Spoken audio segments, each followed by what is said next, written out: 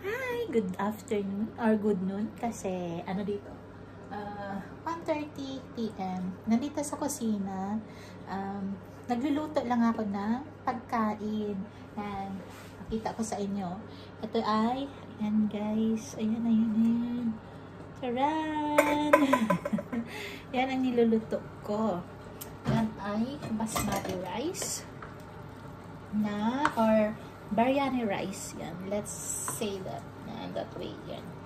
Bakit siya medyo may pula? Dahil nilagyan ko yan siya ng pepper, bell pepper, para naman di puro dilaw na lang siya, diba? So, antayin natin yan hanggang na maluto yung rice and ready na yan to serve.